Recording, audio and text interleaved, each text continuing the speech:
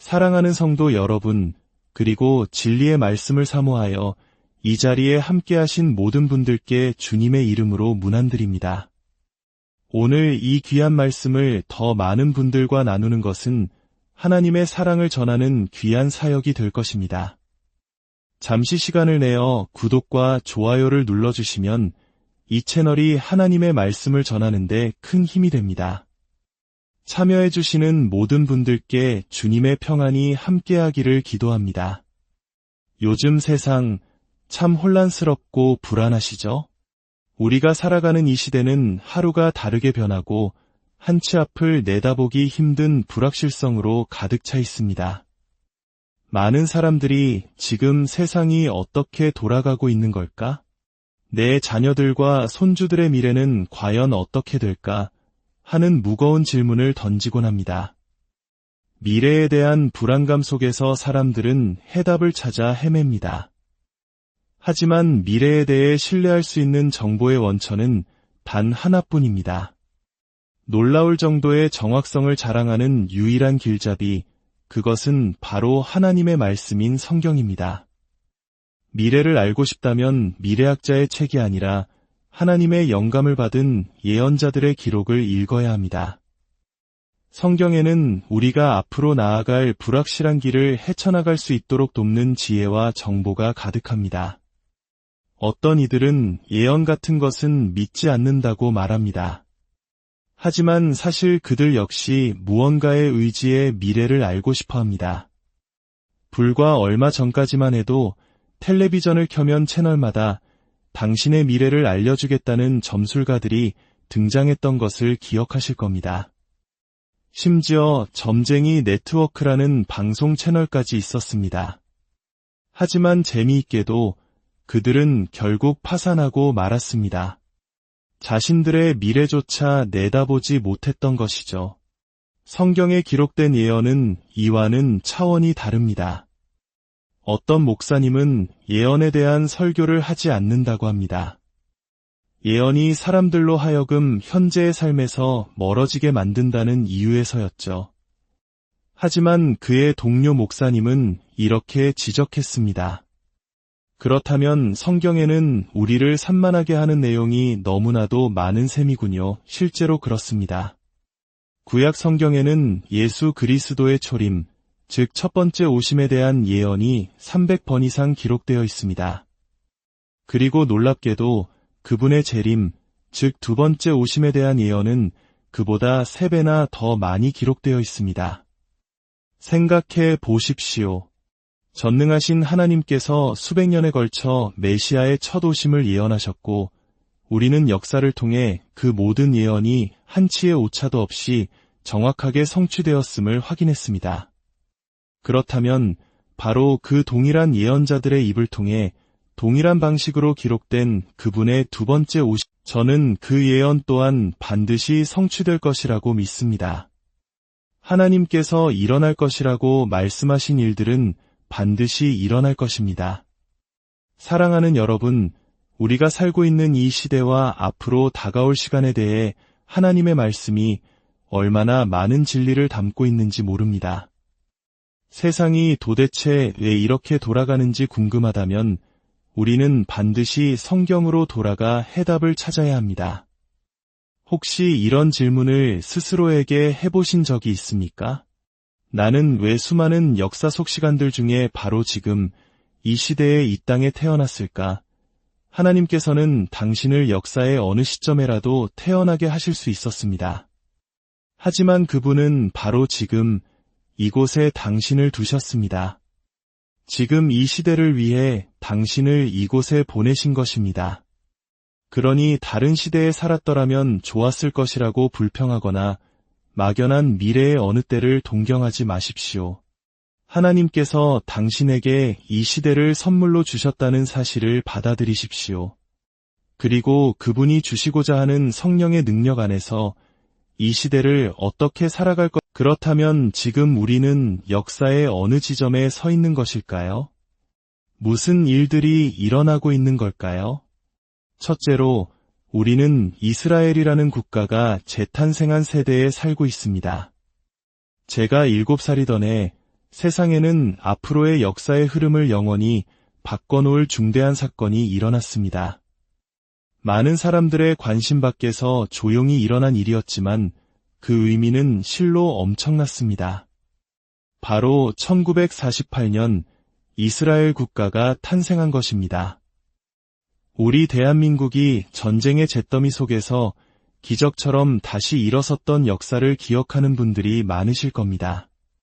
이와 같이 이스라엘 민족이 거의 2000년 동안 나라 없이 전 세계에 흩어져 살다가 1948년 자신들의 옛 고향 땅의 나라를 다시 세운 것은 성경 예언의 성취. 왜냐하면 마지막 때에 관한 다른 모든 예언들이 이루어지기 위해서는 이스라엘이 반드시 자신의 땅에 이제 이스라엘 민족이 다시 모이기 시작한 것입니다. 오늘날의 이스라엘은 미래에 대한 성경의 예언들이 반드시 성취될 것이라는 가장 확실하고 설득력 있는 증거, 바로 증거물 A와도 같습니다. 수천 년의 세월이 흐른 지금 이 작은 나라는 그들의 놀라운 군사력과 생존에 대한 강한 의지로 전 세계를 놀라게 하고 있습니다. 이스라엘의 영토는 캘리포니아주의 119분의 1에 불과하며 뉴저지 주보다도 작습니다. 하지만 바로 그곳에 하나님의 특별한 계획이 있고 하나님의 특별한 장소가 있습니다. 하나님께서 말씀하신 그대로 마지막 때에 다시 일어나 모든 예언의 중심 무대가 된 것입니다. 둘째로, 우리는 석유를 통한 부의 재분배를 1948년 이스라엘이 건국된 이후 성경을 믿는 그리스도인들조차도 한 가지 의문을 가졌습니다. 무엇이 저 작은 나라의 전 세계의 관심과 적대감을 끌어모을 것인가? 저 역시 성경을 읽으며 모든 역사의 끝이 저 작은 이스라엘 땅에서 마무리된다니 도무지 이해가 되지 않는다고 생각했던 기억이 납니다. 그러나 어느 순간 모두가 깨닫기 시작했습니다. 바로 석유였습니다. 성경은 하나님께서 열방의 턱에 갈고리를 꿰어 이스라엘로 끌어모으실, 저는 그 갈고리가 바로 석유라고 믿습니다. 중동의 석유는 자석처럼 모든 나라들을 그곳으로 끌어들여 이 땅에서 벌어질 마지막 전쟁의 도화선이 될 것입니다. 셋째로, 우리는 유럽의 재편성을 지켜보고 있습니다. 오늘날 유럽에서는 많은 사람들이 알지 못하는 놀라운 예언이 성취되고 있습니다. 구약 성경 다니엘서 2장과 9장에는 다니엘이 왕의 꿈을 해석하는 장면이 나옵니다. 이 꿈들은 본질적으로 한 가지, 즉 다니엘 시대부터 하나님께서 이 예언이 말하는 바가 무엇이겠습니까? 오늘날 유럽에서 일어나고 있는 일, 즉 유럽연합이라는 이름 아래 27개국이 다시 뭉치고 유로라는 단일 화폐를 사용하며 과거 로마 제국의 영토였던 국가들이 다시 하나로 연결되는 이 모든 현상이 바로 다니엘서의 예언이 성취되고 있는 과정이라는 것입니다. 머지않아 그들은 단일 헌법 아래 한 명의 대통령을 세우게 될 것입니다. 이미 유럽연합은 세계에서 가장 강력한 국가블록 중 하나로 성장했습니다. 여러분은 물으실 겁니다. 유럽의 재편성이 왜 그렇게 중요한가요? 그것이 중요한 이유는 이렇습니다. 성경은 마지막 때에 온 저는 한때, 하지만 오늘날 우리의 기술 발전을 보십시오. 전 세계를 한 사람이 통치하는 것이 점점 더 가능해 보이지 않습니까? 성경은 그가 막강한 권력을 쥐고 온 세상을 지배할 것이라고 말합니다. 그리고 성경이 말하는 핵심은 이것입니다. 이 세계 통치자는 바로 재편성된 유럽연합, 즉 마지막 때에 부활한 옛 로마 제국의 영토에서 등장할 것이라는 사실입니다. 성경은 이 모든 일들이 어떤 한 특별한 사건을 위한 길을 예비하고 있다고 말씀합니다. 여러분, 귀 기울여 들어주십시오. 그 사건은 오늘 밤에도 일어날 수 있습니다. 성경은 시간 속의 한순간 휴거라고 불리는 사건에 대해 말씀합니다. 휴거는 아직 이 땅에서 일어나지 않은 미래의 사건입니다. 사도 바울은 데살로니가전서 4장에서 이에 대해 명확히 기록했습니다. 형제들아, 자는 자들에 관하여는 너희가 알지 못함을 우리가 원하지 아니하노니, 이는 소망 없는 다른 이와 같이 슬퍼하지 않게 하려 함이라. 우리가 예수께서 죽으셨다가 다시 살아나심을 믿을진대 이와 같이 예수 안에서 자는 자들도 하나님이 그와 함께 데리고 오시리라. 우리가 주의 말씀으로 너희에게 이것을 말하노니, 주께서 강림하실 때까지 우리 살아남아 있는 자도 자는 자보다 결코 앞서지 못하리라.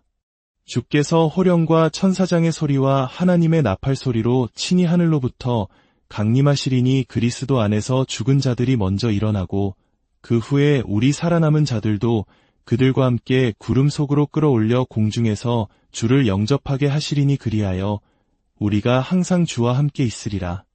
그러므로 이러한 말로 서로 위로하라. 사도 바울이 이 편지를 데살로지가 교회에 쓴 데에는 한 가지 구체적인 이유가 있었습니다. 당시 교회 성도들은 대부분 예수님께서 다시 오실 것이라는 사실을 굳게 믿고 있었습니다. 하지만 그들이 이해하지 못했던 것이 있었습니다. 그들에게는 믿음 좋은 부모님, 조부모님, 형제자매, 그리고 자녀들이 있었는데 그들 중 일부는 이미 세상을 떠나 땅에 묻혔던 것입니다. 데살로니가 성도들은 궁금했습니다. 이미 죽은 우리 사랑하는 가족들은 어떻게 되는 것입니까? 그래서 바울은 자는 자들에 관하여는 너희가 알지 못함을 원치 않는다 는 말로 편지를 시작합니다. 잠들었다는 것은 그리스도인의 죽음을 의미하는 아름다운 표현입니다. 바울은 이 편지를 통해 그들의 무지를 깨우쳐 주고자 했습니다. 그리고 그는 명확한 청사진을 제시합니다. 먼저 그는 어느 날 주님께서 다시 오실 것이라고 말합니다. 주 예수님께서 하늘로부터 내려오실 것입니다. 천사나 성령님을 보내시는 것이 아닙니다. 주님께서 친히 다시 오실 것입니다. 그리고 바울은 놀라운 선언을 합니다. 여러분은 이미 죽은 자들에 대해 걱정하고 있지만 걱정하지 마십시오. 그리스도 안에서 죽은 자들이 먼저 일어날 것입니다. 여러분, 이것은 교회 맨 앞줄에 앉아 조는 사람들을 말하는 것이 아닙니다. 주일 예배 시간에 잠드는 사람들이 아니라 이미 죽어 무덤에 묻힌 성도들을 말하는 것입니다. 바울은 말합니다. 주님께서 다시 오실 때 여러분을 데리러 오시기 전에 먼저 이미 죽은 모든 성도들을 일으키실 것입니다. 그들이 땅에서 일어나 부활할 것입니다. 그리고 그는 말합니다. 그 부활이 일어난 후에 그리스도 안에서 죽었던 모든 자들이 일어나 주님과 함께 하늘로 올라간 후에 그때까지 죽지 않고 살아남아 있는 우리들이 그들과 함께 끌어올려져 주님을 만나게 될 것입니다. 사랑하는 여러분, 들어보십시오. 장차 호령과 천사장의 소리와 하나님의 나팔 소리가 울려 퍼질 날이 올 것입니다. 그 소리는 오직 믿는 자들만이 들을 수 있을 것입니다. 그리고 성경은 그리스도인들이 묻힌 모든 무덤이 열리고 그들의 몸이 부활하여 주님을 만나러 올라갈 것이라고 말씀합니다. 그 과정에서 그들의 몸은 썩지 않을 영광스러운 부활의 몸으로 변화될 것입니다. 그리고 그 일이 일어나는 즉시 이 땅을 걷고 있던 우리 모두는 저 역시 그날까지 이 땅에 있기를 계획하고 있습니다만 우리 모두 위로 끌어올려져 주님과 함께하게 될 것입니다. 저는 장의사를 기다리는 것이 아니라 저를 위로 들어 올리실 주님을 기다리고 있습니다. 아멘. 우리는 사랑하는 사람들과 함께 하늘의 처소로 인도되어 그곳에서 영원히 주님과 함께할 것입니다. 이것이 바로 우리가 고대해야 할 미래입니다. 당신이 예수 그리스도를 안다면 이것이 바로 당신의 미래입니다. 그렇다면 이 날을 기다리며 우리는 어떻게 살아야 할까요? 첫째, 그리스도 중심의 삶을 사십시오. 골로새서는 우리가 그리스도와 함께 다시 살리심을 받았으니 이의 것을 찾고 땅의 것에 마음을 두지 말라고 말씀합니다. 예수님의 다시 오심을 기다리는 동안 우리의 마음을 온전히 그분께 두어야 합니다. 둘째, 하나님의 말씀에 굳게 서십시오. 이 어려운 시대를 이겨내고 다가올 때를 준비하는데 도움이 될 유일한 것은 바로 하나님의 말씀, 성경입니다. 말씀에 대한 확신을 굳게 지키십시오. 셋째, 다른 사람들을 향한 긍휼의 마음을 잃지 마십시오. 지금은 어려운 때입니다. 하지만 바로 지금이 우리가 이전에는 결코 빛나보지 못했던 것처럼 빛을 발할 수 있는 기회의 시간입니다. 이 도시, 저 도시에서 들려오는 분열과 다툼의 소식은 제 마음을 아프게 합니다. 이제는 그런 모든 것을 내려놓을 때가 왔습니다. 우리는 그리스도 안에서 한 몸입니다. 우리의 피부색이 어떻든, 우리가 어디 출신이든, 우리가 어떤 말을 쓰든 그것은 중요하지 않습니다. 오직 예수 그리스도를 향한 우리의 믿음만이 중요합니다. 그리스도께서 다시 오시기 전 이 마지막 때에 우리는 다른 믿는 이들과 손을 잡고 연합해야 합니다. 그리고 그 손을 넓게 펴서 도움이 필요한 사람들을 도와야 합니다. 교회가 인색한 사람들의 모임이라는 비난을 듣는 대신 교회의 가장 위대한 시간이 되게 합시다. 넷째, 교회와 연결되어 있으십시오. 성경은 모이기를 패하는 어떤 사람들의 습관과 같이 하지 말고 오직 권하여 그날이 가까움을 볼수록 더욱 그리하자고 말씀합니다. 이것이 무슨 의미입니까? 예수님께서 다시 오실 날이 가까워지고 있음을 깨달을수록 이전보다 더욱더 하나님의 백성들과 함께 모여야 한다는 뜻입니다. 지금은 흩어질 때가 아니라 함께 모여야 할 때입니다. 마지막으로 영혼의 평안함을 유지하십시오. 지금은 불안과 공포에 떨 때가 아닙니다. 예수님께서 제자들을 떠나실 것을 예고하셨을 때 제자들은 불안에 휩싸였습니다. 그때 예수님께서 그들에게 이렇게 말씀하셨습니다. 너희는 마음에 근심하지 말라. 하나님을 믿으니 또 나를 믿으라. 내 아버지 집에 거할 곳이 많도다. 그렇지 않으면 너희에게 일렀으리라. 내가 너희를 위하여 거처를 예비하러 가노니 가서 너희를 위하여 거처를 예비하면 내가 다시 와서 너희를 내게로 영접하여 나 있는 곳에 너희도 있게 하리라. 여러분, 불안해할 필요가 없습니다. 마음을 평안히 하십시오. 모든 것이 하나님의 주권 아래 있습니다. 전능하신 하나님께서는 여전히 보좌에 앉아 계시며 그분의 계획은 차질 없이 진행되고 있습니다. 그분은 다시 오고 계십니다. 그리고 이 말씀 속에서 가장 기쁜 소식은 하나님께서 당신을 사랑하시며 당신이 그분과 함께 있기를 원하신다는 것입니다. 이 모든 일을 우리를 위해 하고 계신 것입니다. 하나님은 당신에게 관심이 있으시며 당신이 천국에 오기를 원하십니다. 어떤 젊은이는 이렇게 말할지도 모릅니다. 저는 아직 젊고 하고 싶은 계획도 많습니다. 아직 시간은 충분합니다. 아닙니다. 그렇지 않습니다. 우리에게는 내일이 보장되어 있지 않습니다. 만약 오늘 밤 당신이 세상을 떠나 전능하신 하나님 앞에 서게 된다면, 그리고 그분께서 내가 왜 너를 나의 천국에 들여보내야 하느냐? 라고 물으신다면 당신은 무엇이라고 대답하시겠습니까? 만약 당신이 확신에 차서 하나님, 저는 오늘 밤 주님의 아들 예수 그리스도를 저의 구주로 믿었기에 이곳에 속한 자임을 확신하며 주님의 천국에 왔습니다. 라고 대답할 수 없다면 오늘 바로 그 결단을 내리십시오.